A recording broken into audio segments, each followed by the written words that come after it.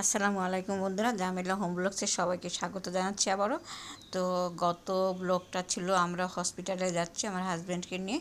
তো দেখেন, হাজব্যান্ডকে নিয়ে হসপিটালে আসার পরে আমরা এখন ওয়েটিং রুমে বসেছিলাম। তো ওয়েটিং রুম থেকে মেয়ে জামাই আর মেয়ে চলে গেল, ওরা ডাক্তারের সাথে কথা বলতে গেল।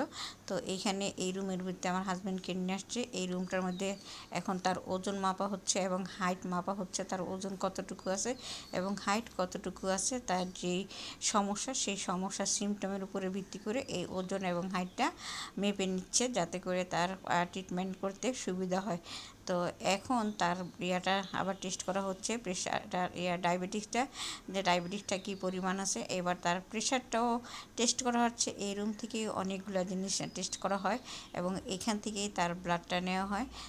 ব্লাড 5 সিরিজ ব্লাড নিচ্ছে। 5 সিরিজ ব্লাড নেওয়াতে সে একটু ঘাবড়ায় গেছে আমার হাজব্যান্ড। তো আমি বললাম যে না, তেমন কিছু হবে না, এটা তারা হয়তো 5টা পরীক্ষা নিরীক্ষা করবে, এই জন্য নিচে নিয়ে কোনো অসুবিধা নেই। তো 5টা সিরিজ বলে যখন রক্ত নিচ্ছে তখন সে একটু মানে ভয় পাইছে এবং দুর্বল হয়ে গেছে।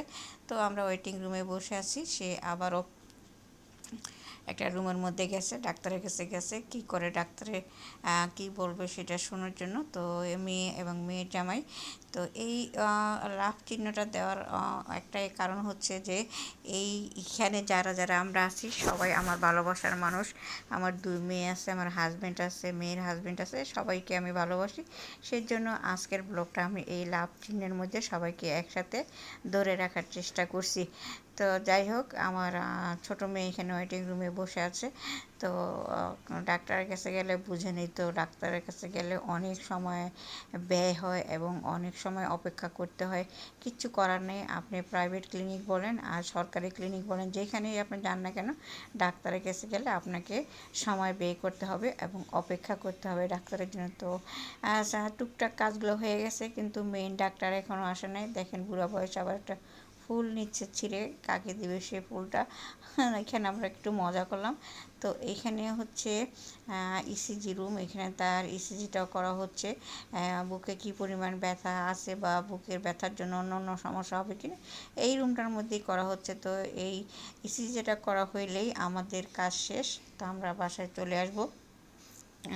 তো যাই হোক, আজকে যদিও বা ডাক্তারের কাছে যাইয়া থাকি, তারপরে যেহেতু পরিবারের সবাই একসাথে ছিলাম সেই জন্য দিনটা খুব ভালো কাটছে, সময়টা খুব ভালো কাটছে।